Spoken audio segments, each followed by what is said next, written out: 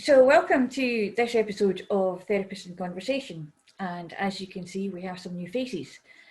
Before we introduce the new people, what we're going to do is just have a quick roundup of us three stalwarts here, and start with Angela, since you are starting with A. We will Thanks so much. I understand that you are not used to being put in there first, so I'm getting you used to it now.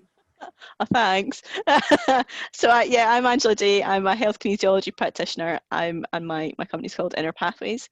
And I'm loving working on Zoom just now, so I'm able to work with people wherever they may be. Thank you. And Susan Humphries. Hello, I'm Susan and I look after Crystal Souls down in Essex. Holistic therapist for the last 20 years, mobile. I have a little studio and it's nice to see and say hello to everyone. Thank you. And I'm Leslie Marsh, and I'm a shamanic practitioner, consultant, and various other things, including now a presenter of Zoom magazine shows by the looks of things. So anyway, first of all, let's go with the A's again. Alexandra, Fraser, Duran, introduce yourself and let us know what you do. Hi all, my name is Alexandra. I'm originally from Spain and I practice a few modalities. So I'm an intuitive holistic practitioner. I do face and feet reflexology. I also do holistic kinesiology with Bach flower remedies and EFT and other techniques.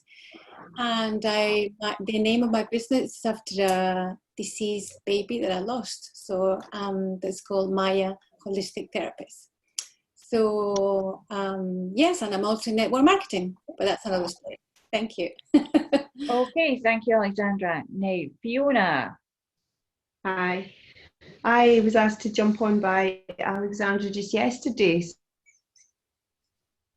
No idea what, but I'm a remedial massage therapist, but I do sound therapy and Reiki, and Alexandra and I are doing a dowsing healing course together. And I like the sound of the topic tonight, so that's why I'm here. Okay, thank you. Something I'm interested. So, Sam, you are actually someone who deals with this on a daily basis to a certain extent, because our topic tonight is grief. Can you tell us a little bit more about yourself that way? Hi, yeah. So my name's Sam Youngs, and my company name is Ruby Sam Youngs, which is my full name.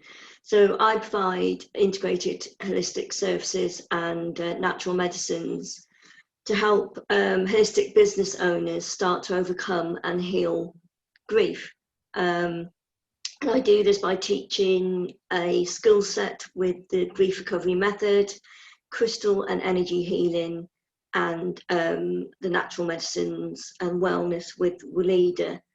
So it helps, my service helps people discover what grief is, build awareness, and helps them to move through and recover and release the emotional ties and pain that's holding them back. I'm actually based in Shropshire here, but all my services since COVID are now online. Isn't it good that we've got that facility and that we can still use it? It's an interesting situation we find ourselves in, because we are really hands-on kind of people, more or less. And even with people who are like Bonnie, who couldn't make it tonight, a clinical psychologist, she still is there person to person, and I think there is a different energy when you do it person to person. But it's good that we still have the facility to make Zoom work for us. So I just wanted to ask, what does grief mean to you? And I know that's a very open-ended question, but just let's see how we can go there. So just for a change, I'll switch the A's round and say, Alexandra. I knew you were going to ask that. So I actually read something that resonated with me. So I'm just going to read it loud, and then that explains a little bit. So grief, I have learned, is really just love. It's all the love you want to give but cannot. All of that unspent love gathers in the corners of your eyes, the lump in your throat, and in the hollow part of your chest. Grief is just love with no place to go. So there you go. And I think I speak from experience because I have experienced grief several times in my life. And one of the most powerful ones was when I lost a baby, a very premature baby. She survived 5 days, but she passed after that. So it was very difficult because I was pregnant and then I was not. And then you have movement and there was none. And that was extremely powerful and difficult because every therapy I knew wanted to treat me somehow, offer some kind of support. But at that time, every time I went somewhere energetically, nobody could come close to me. It was incredible. A Reiki practitioner tried to come close to me and there was no way.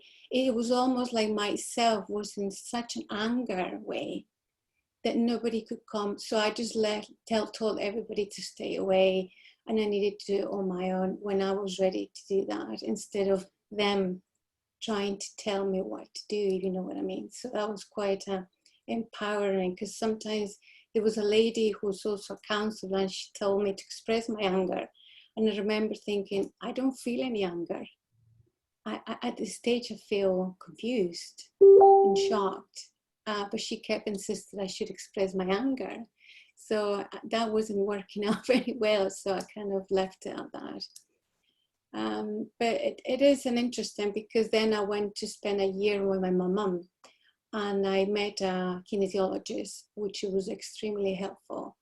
And that's why I studied kinesiology. It helped me understand, because I took power in my hands, and I thought, I'm going to do this way, my way. And yeah, so spending a year with my mum was extremely healing, because my mum knew exactly how to nurture me and just be there for me. That's it, really. Can everybody hear that binging noise that's going on? Sorry, I think it's just me. I'm going to turn this off, yeah. Okay, good, thanks. So yeah, it's interesting that I think for particularly these days, and it's been a growing thing that I've found, people think there should be a time limit on how long you grieve for something. And it really, for me, is something that has levels of being. It's different states of being. And it's not as much as that you forget that's what's going on. It's just that real life takes over, the business of being alive and being in life takes over, while the grieving is still going on. But every so often it will catch you out. And I read something earlier on, and what is it? 'Tis so curious, one can resist tears and behave very well in the hardest hours of grief. But then someone makes you a friendly sign behind a window, or one notices that a flower that was in bud only yesterday has suddenly blossomed. Or a letter slips from a drawer and everything collapses. So, you know, it's one of those things that the triggers are still there. So, Sam, how would, if someone came to you and they were exhibiting this kind of situation, people tell me I've got to get over it, but I can't get over it. How does this, I mean, I know it's probably not a one-fits-all situation, because it never is, but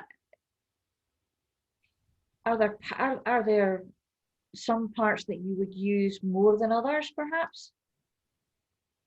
I mean, it's all unique. So it depends where the person is at on their healing journey as to what service they may begin with.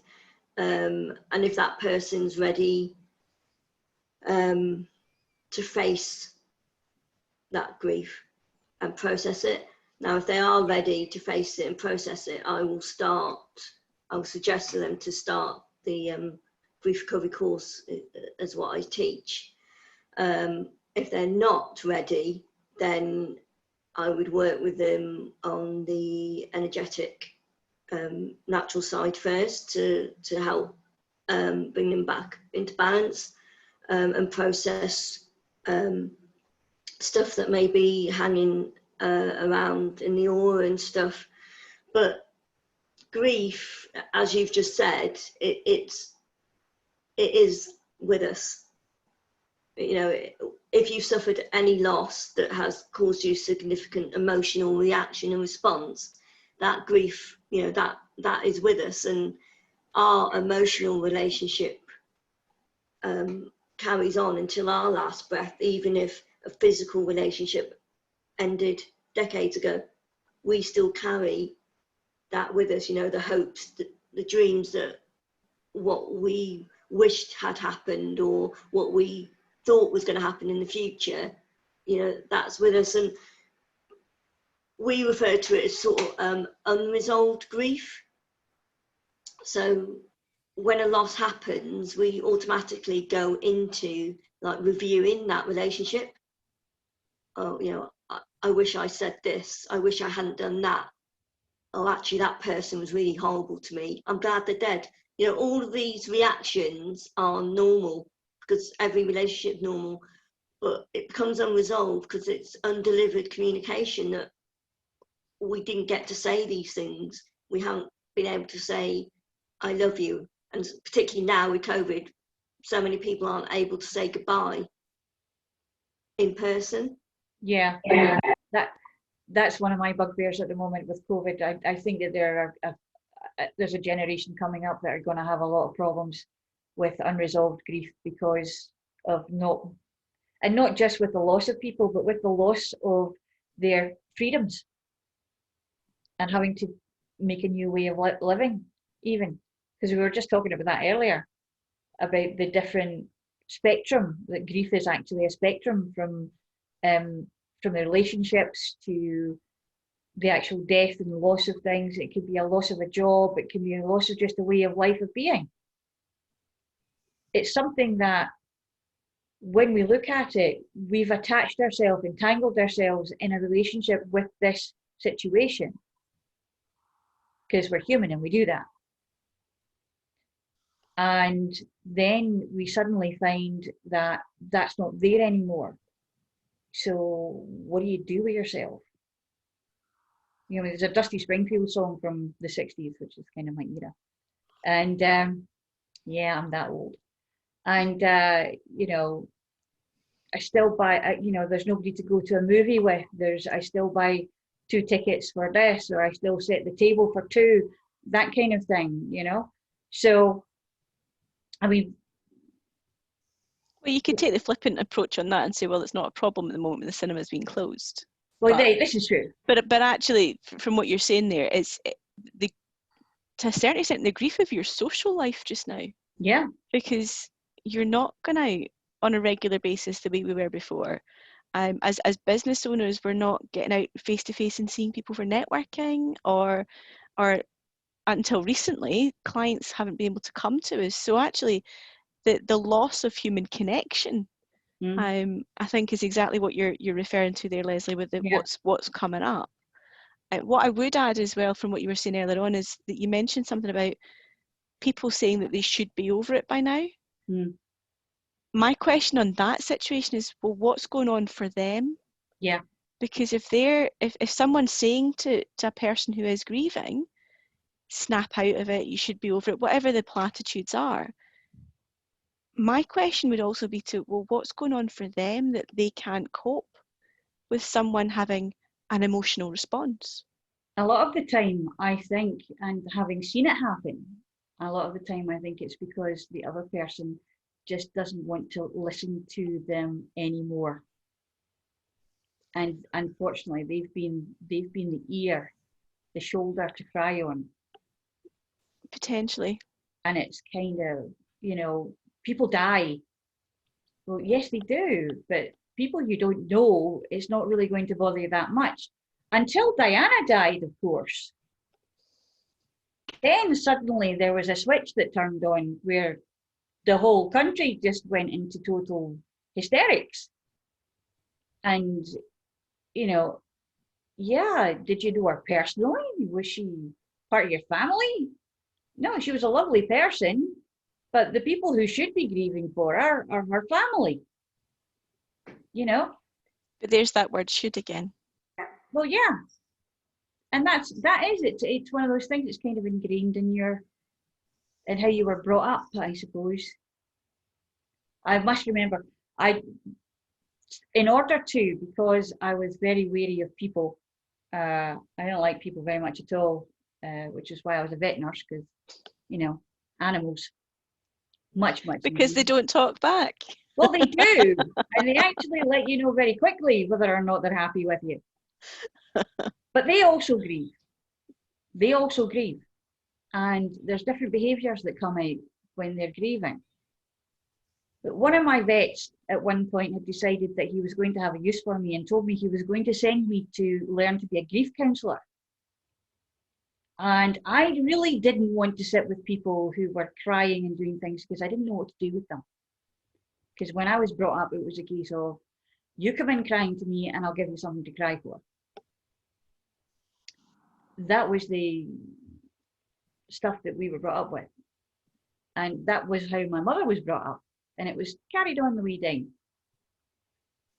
But in order to stop doing that, I came away and I said, I was working in England at the time. So I said to him, listen, where I come from, grief counselling is, it's dead, get over it. And he kind of looked at me really shocked and then left me alone. So it worked completely, really well. However, being put in a situation naturally that would happen, where, because I was in that situation all the time, really, because I was always the one holding the animal when it was being put to sleep. It was part of my job. And the only thing that I was never really sure about was the throwing themselves at you and enveloping you in a very wet hug. Just and I wasn't used to that. So I find now there's been an evolution. There's been a little bit of change there. But I still understand that people need to grieve. And I think what the difference is that they don't know the difference between grieving and mourning. There's a mourning period, which was set by the Victorians for some reason. But in that space and time, it doesn't stop you from grieving. It just stops you from showing the outward dressing in black, you know, depending on your culture, white. They're mourning, they need time because they have to actually reset, push the reset button and make a new life around that space where that person, animal, job, whatever it is that is not there now has to be. So I think that is perhaps the crux of it, the difference between mourning and grieving in the time frame situation. Anybody, any thoughts? So are you thinking then that when people are saying snap out of it, get over it, they're thinking mourning rather than grieving? I think so. Okay. I think so. Because mourning is a time when you're allowed to kind of... You're allowed to grieve? No, I wasn't going to say allowed to grieve. You're allowed to have space to be by yourself, And recalibrate. Recalibrate. You're allowed to... The wake particularly, it starts off with everybody being so sad, but then by the end of it, they're all having a laugh and a giggle and remembering things. And that's the celebration of the life that went. Mm. And that's kind of, I think, part of the tradition that we don't have in this year. Because like only 4 people were allowed to attend the actual funeral, but there weren't that many people allowed to be, because you couldn't go into people's houses. Yeah, so I guess from that perspective, it depends on where in the country you were, and it could be a difference of about 20 miles as to how many people are allowed to attend these things. We did go through a death in the family throughout COVID, but actually on the day it happened, we all got together on a Zoom call, and there was about 50 of us There was a lot of sore heads the next day, so we still had the traditional thing. It just happened a bit quicker because we didn't all have to travel 400 or 500 miles to get there. Yeah. And we did have that moment of the telling the stories and the enjoyment of the person's life. It was the weirdest thing to watch a funeral service on YouTube on my TV, mind you, but we did still have the ability, because we were so fortunate, even though we're in lockdown, or we were, that we've got the ability to have video conference chats. So I don't think it's completely stopped, but I guess that's different for every family and every situation. For me personally, I think we were very fortunate, the fact that quickly, let's just get straight on a Zoom call and we're able to be there. Yeah. Susan Humphries. Thinking, because obviously I lost mum a few months ago, and because she had no friends, and the only people that she knew was her older brother, and of course they weren't technical. They weren't used to using Zoom or anything like that. So we've agreed, and I'm still waiting, that when they can actually come out in the community, we are going to scatter my mum's ashes. So I'm still waiting. And it's a bizarre time to actually have to wait. You cannot just go through the service, because I suggested, well, should we go and have a service? And they didn't want to be in the same room with anyone else. And so the restrictions, because they weren't well themselves. So some people's grieving is actually on hold, is on delay. And it's a bizarre experience. But I was lucky that when my mum was called to the hospital, I actually got to say goodbye. So I had 10 minutes, which I'm absolutely grateful for. But as you said, there are many, many people that won't have been blessed with that. And everyone has to find their own way of dealing with the grief. And it is hard. The two people that I've obviously massage, you just have to listen to them, give them the encouragement. You have to allow them to cry, and you just have to help them when they phone and say, you know, I'm having a really bad day today, and you just need to make sure that they come out and actually tell you how they really feel. Some people, I think, feel that they can just cope with it, they don't need any help at all. But then there are some people that just are so lost. They're so lost by not having that person, that animal there, and they can't see a tomorrow. And it's our job as therapists to somehow to pick these people up, get a hold of their emotions, and say, you know, tomorrow is another day. It's a new start. You know, there is a sunrise, and you've just got to be strong and go forward and help them find this new path forward. And it's that encouragement. Fiona? Well, kind of what you said, Angela. My husband lost one of his best friends in lockdown, and he was only 46 and died of a heart attack suddenly. And this was quite at the start of lockdown, and he didn't get to do the wake afterwards. He was lucky enough to get to the funeral, to be one of the 10 or whatever. But afterwards, he just was so distraught because he, you know, I don't suppose they thought to get together on a Zoom meeting, but he just didn't know what to do with himself. I think it really is important to have that wake process to, as you said, Leslie, to remember the good times and to celebrate the life. And especially when someone is taken when they're young, you know.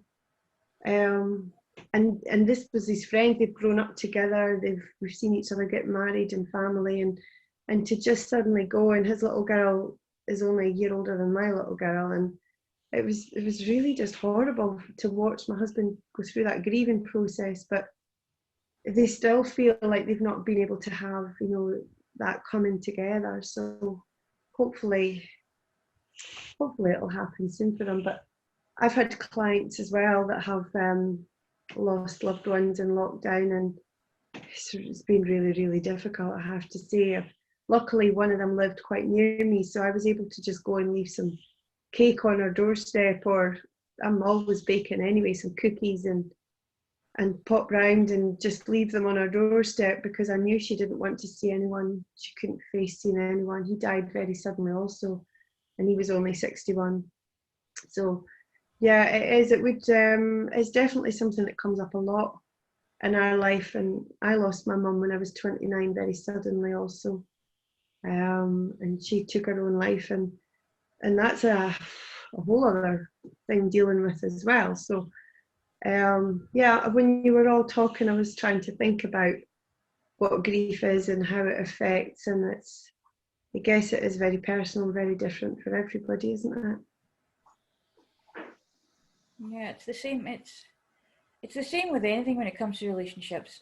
It's nobody else, no other person can actually feel what you're feeling in the way that you're feeling it, because they haven't got your experiences.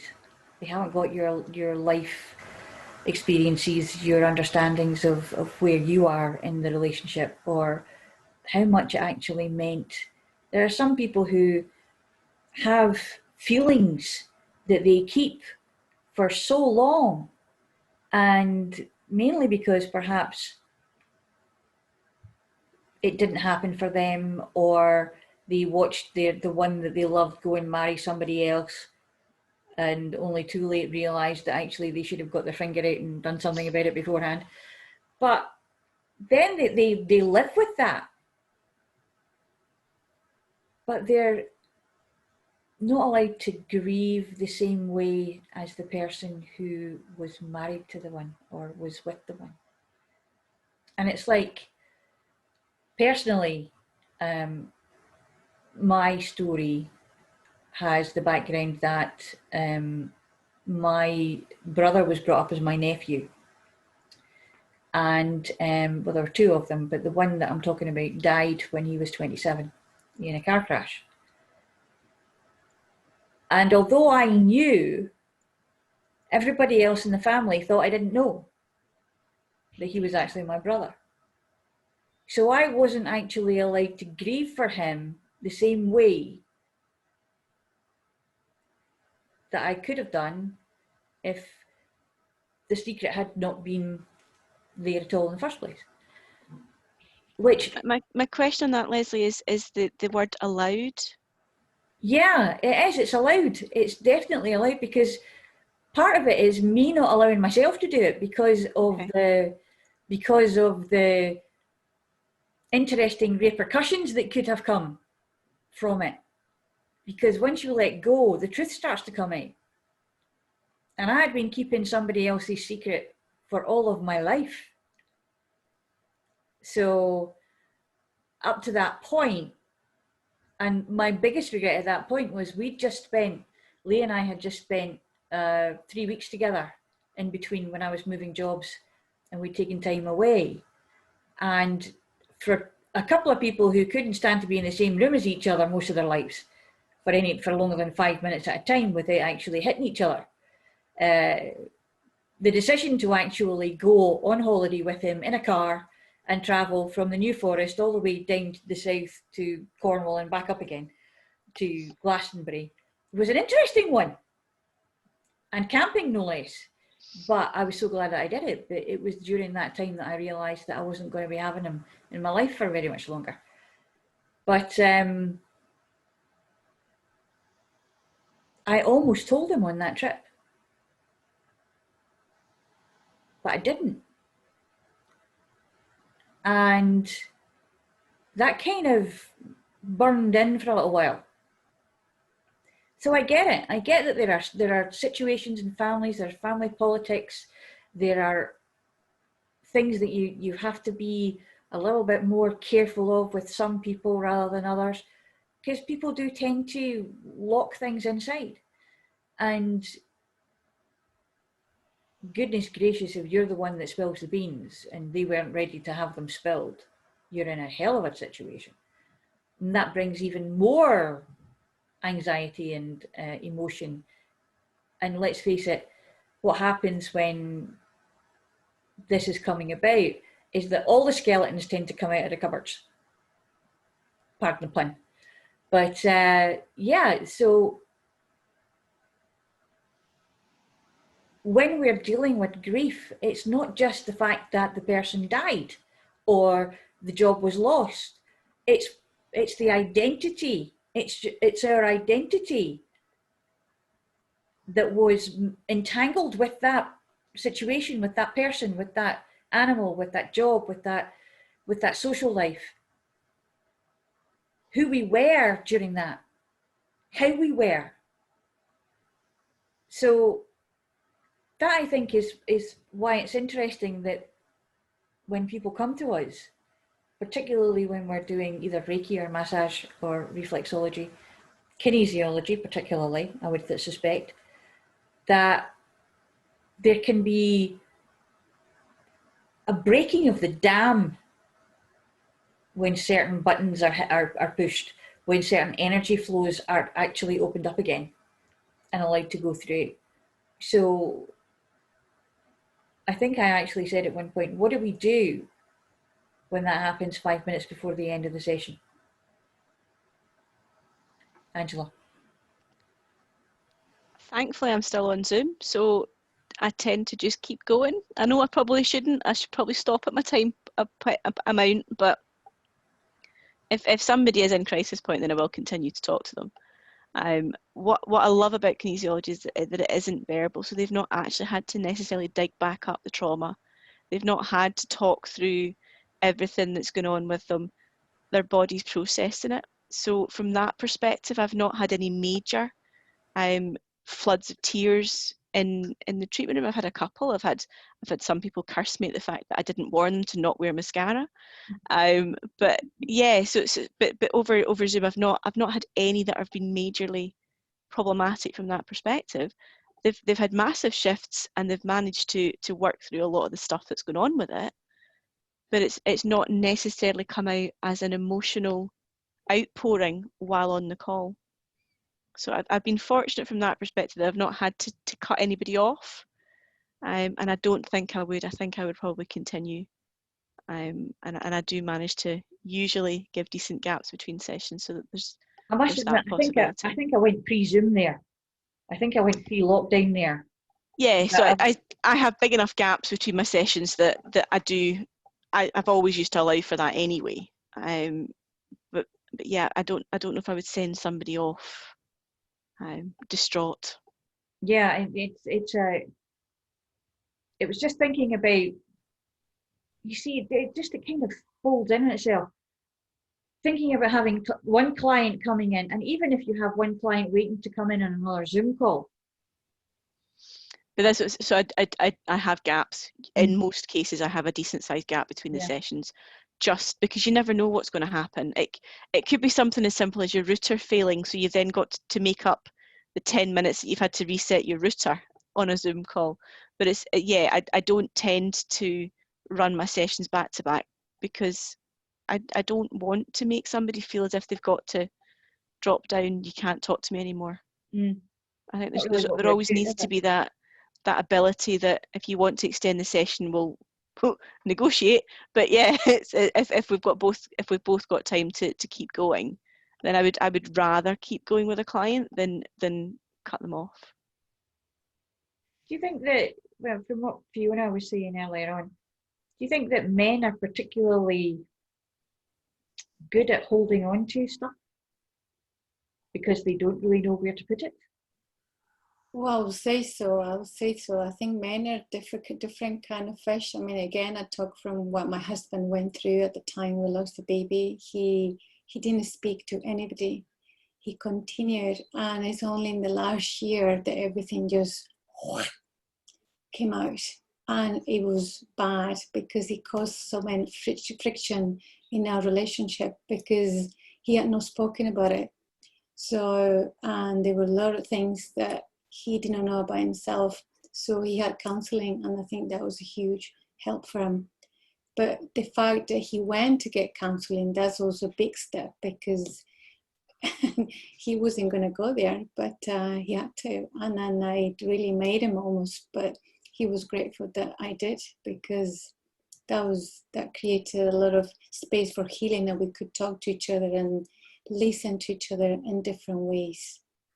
So that was interesting. I think in therapy, men in particular, when I've had this, recall a few cases that a man who I was doing reflexology, and he came for something completely different. Suddenly he started talking about his dad and war and how he died. And all I could do is just listen. And sometimes the art of listening is really is a skill. We don't need to say anything. We don't need to advise on anything. We just have to hold space for them. And that's all he wanted. He did cry. And he was very grateful for that session. And in fact, I learned a lot because my head was like, should I say anything? And I'm just like, no, just stay there. And it's okay not to be okay. Yeah. It's okay to say, you know what, I understand you. You know, you don't have to feel fine tomorrow or the day after, but stay with those emotions as long as you need them, and then let them go when you're ready. Mm-hmm. I think there's also still that slight stigma over wanting to do anything to do with therapy as well, or talking to anyone. So it's making sure that we're all approachable and open to the fact that we're not going to tell someone to stop crying, or in actual fact, when I have worked with people who have had tears, to get them to stop apologising for it. Yes. Right. But I think we don't cry. Yeah, it's eye leakage. Yeah. It took me 4 years to start, and I haven't stopped since. Yeah. Susan, you were saying something. Sorry, Alexandra. Susan, you were saying something, but you were on mute at the time. So she was just saying that sometimes it's easier to talk to a stranger than it is to a friend. Yeah. Because if there are not hidden secrets, but sometimes you just want to share your feelings with somebody that won't then tell your best friend or, you know, the family, you know. So sometimes it's actually easier to go and, when you're ready, to go and seek help, but actually to talk to somebody you don't know. That interesting word again that we discussed last week in another call, vulnerability. Being vulnerable, making yourself, offering your soft belly up to the knife of inspection to say, you know, this is how I feel, but I don't know how it is that I feel really. And to ask for help. Yeah. Some people cannot ask for help, or they don't feel comfortable. They don't know how to. Some people cannot talk about their emotions at all. Have never been encouraged as a child to even talk about their emotions. So all of a sudden, to feel all this inner turmoil, or this inner emotional instability, and then to think, how do I deal with this? Well, I can't ask anyone that I know because they'll think I'm weak. They'll think I'm unstable. So it's a bizarre journey that when you have this grief of where, A, you've got to admit you need help, B, where to find it, and then C, have the courage to actually go forward and actually say, I need help. And there's a lot of social mores on that as well that we still have to get over. You know, there's a lot of social stigma attached to grieving and the causes of it. And I think that in some cases it's a case of we categorize it and what's worth grieving more over or less over. Because I mean, people do come and they sort of say, well, how do I go forward? How do I carry on? When they've lived with this person, or they have these dreams with this person, all of a sudden then for them just to be cut short, and they think, well, I need direction. Some people, when they've lived with somebody for 20, 25 years, they have no idea when that person all of a sudden has just gone, how to carry on.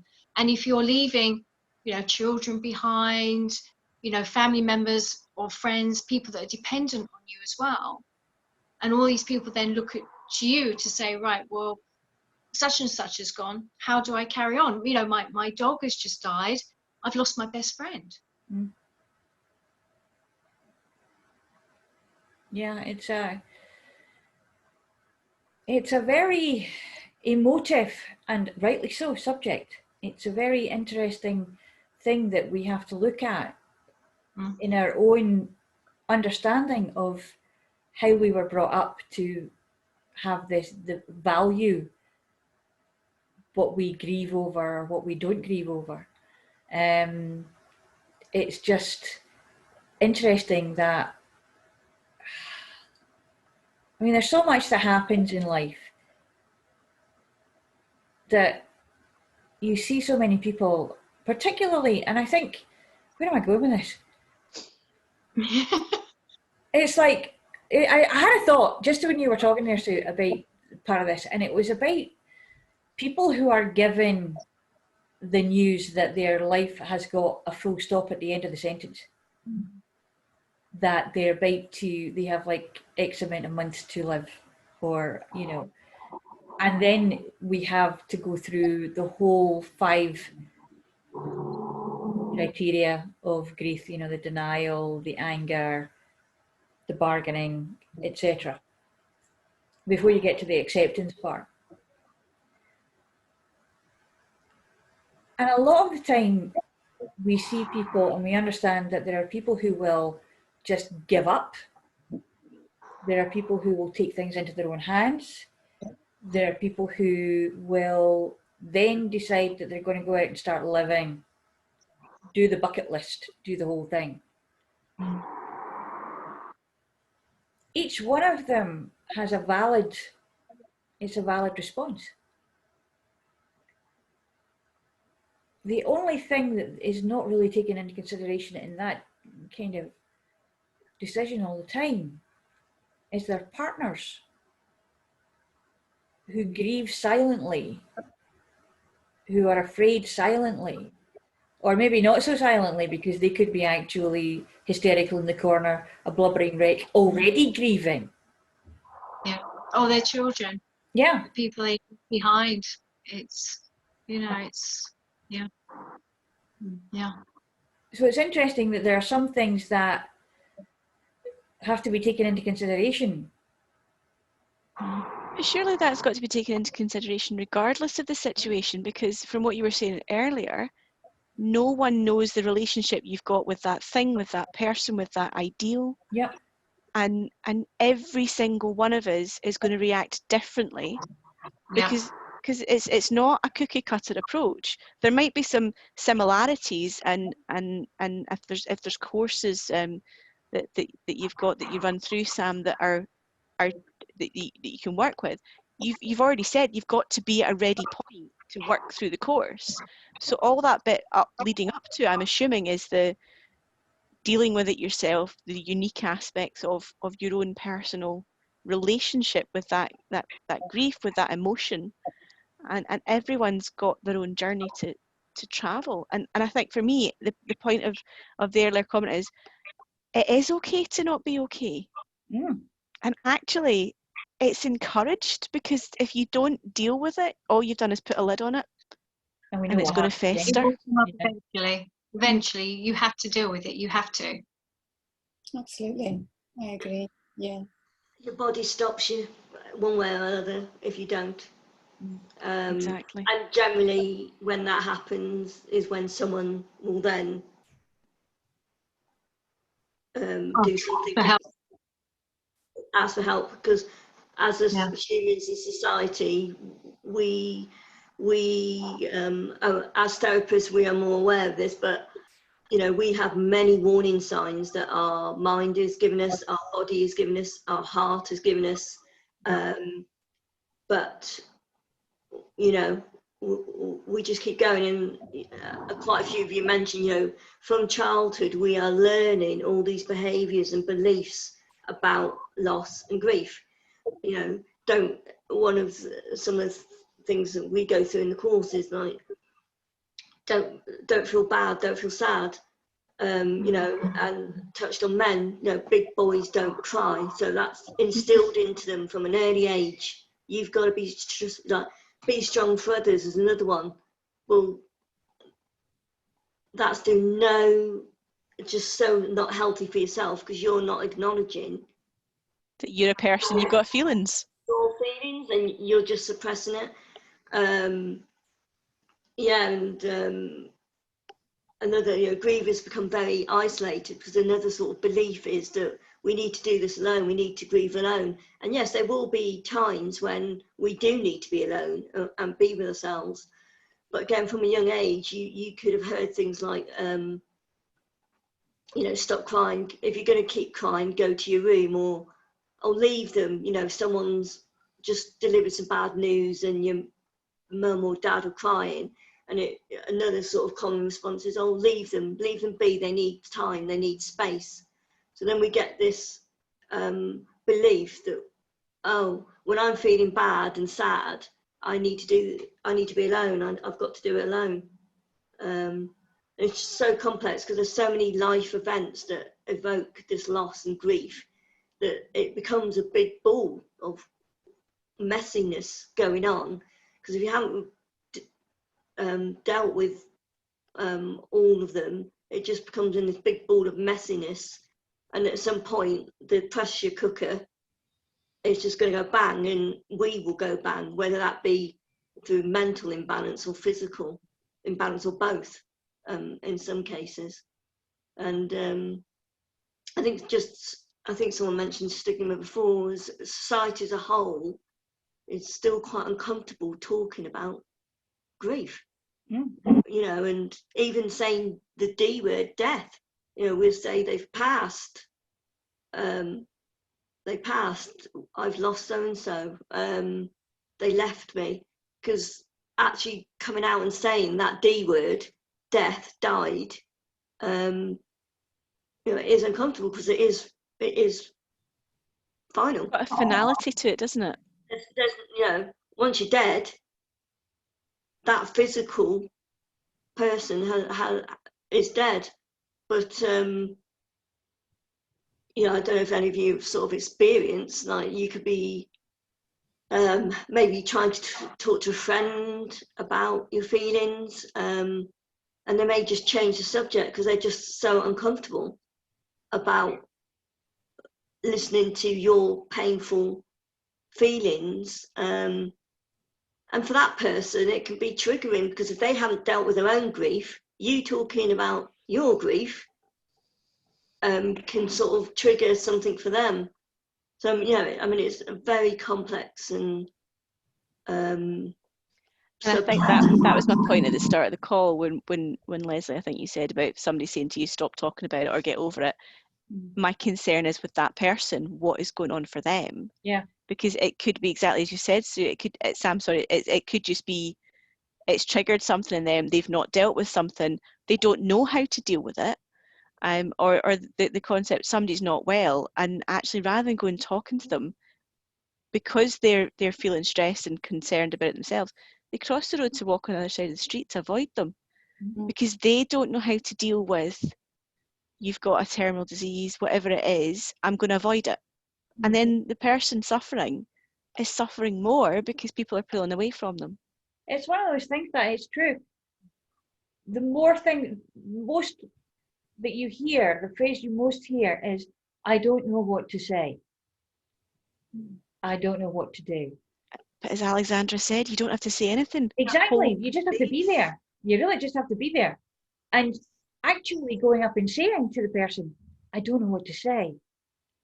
Or even to say, can I get you a coffee? Yeah. Can I something, or company? Do you need to talk about anything? It's also that, like talking about that book the other day, the 5 Languages of Love. Some people know what to say, and some people just do. Some people turn up with the cake or the stew or the mop and shovel for doing the house out and cleaning out the cupboards and goodness knows what else. I had an auntie who would do that. But one of the interesting things that I saw with my mother of her generation was that after a certain time in her life, she started going to funerals, not necessarily anyone she knew. It was almost as if this is going to happen and all my friends are dying, which they were. They were dropping like flies at the time, but she would spend most of her time in hospitals or at sick beds. And then it just became such a habit of going to a funeral that she would actually, even if she had a vague notion of who they were, she would be off. Where were you? Oh, I was down at the crematorium. It was a great funeral. It was a lovely turnout. Mm. And that meant to her, the better turnout you had, the better life you had. Yeah. Oh, interesting. Yeah. And I think she was probably, knowing my mother, probably looking to see, I wonder how many of the buggers will turn up for me. Oh, I have seen that in Spain a lot. The women will say, what dress would I wear for that funeral? And then what would I wear for mine? You know, I want to see what they're doing, what they're talking about. And then I find that interesting, isn't it? And fascinating in a way, thinking, I don't care. As long as... I guess for some people it's that's when people are actually honest potentially about you as a person, but you're never going to find that out because you're not going to be there. That's right. Well, I must admit, it was one of my mother's biggest regrets in that when my sister's husband died, he was 36 when he died of a coronary heart attack. And at his funeral, my mother sat there and said, I never knew he was that liked. There are people here from everywhere. Mm. And that was when she said, I regret not giving him the chance. Wow. You see, because she didn't like him because he was divorced when he married my sister. And that comes back to what Sam was saying earlier, the word you can't say. Yeah. She couldn't bring herself to do it. It was like, that would be making herself vulnerable to being wrong about somebody. Mm. So, you know, and I get that. I've got some of it in me. I just, you know, it's no often I'm wrong, but I'm always right. And I think people, because grief is an emotional response, but comments that people can make are more intellectual. You know, I'm trying to think, like someone could, if it's someone who's maybe elderly, you know, they could say, oh, you know, they're in a better, or was ill, they're in a better place, they had a good innings, Yeah. they lived a full life. And whilst that may be actually factually true, for the person who's grieving, It's not helpful. There's nothing, and it can make them feel even more misunderstood and more withdrawn because no one's actually taking the time to just listen to them. As said earlier, people just need to be heard without being interrupted, criticised, analysed about what happened, and judged. You know, humans are nosy. We are nosy people. So, you know, people, if someone's there who hasn't got the active listening skills, they might be thinking, oh, bloody hell, what the hell was going on in that family? You know, someone might be sharing something really personal, but someone may be like, bloody hell. And then instead of asking them how they're feeling, you go on to ask them, well, why, who did what? Why did they do that? What happened next? So it's about being there, present, 100% present for that person, and pushing aside your own beliefs, what's going on in your head. And as you said before, you know, just saying, I don't know what to say to you. I can't imagine what you're feeling. But I'm here for you. Yeah. And just let them talk. Just let them talk. Well, what you mentioned before, Sam, about the triggers, I remember when my mum passed 2 years ago, I was speaking to a friend about it and she had to hang up. She was in tears because she was grieving, remembering her dad. So she apologized, rang me again, and then she had to hang up again. So it's almost she couldn't cope with the fact that I was telling a story of how my mum died, and I was okay with it in a sense. I wasn't crying, and then she couldn't take it. She said, "How are you so okay with it?" It's a different. Then that brings us to a whole different animal, and I think we're going to leave it here for tonight. And we may return to this for the next one and see about how we've gone on with it after thinking about it a little bit. So we've had a few technical difficulties. We've lost 2 of our ladies, but hopefully they'll be able to get on another time. And thank you so much for joining in and being there. And yeah, it's been an interesting conversation. Which is what we aim for, right? Yes, it is. Maybe we should have interesting conversations with therapists. And thank you again, Leslie, for hosting. Thank you. It's my pleasure. I said too much, but there you go. That's usual. Nice to meet you.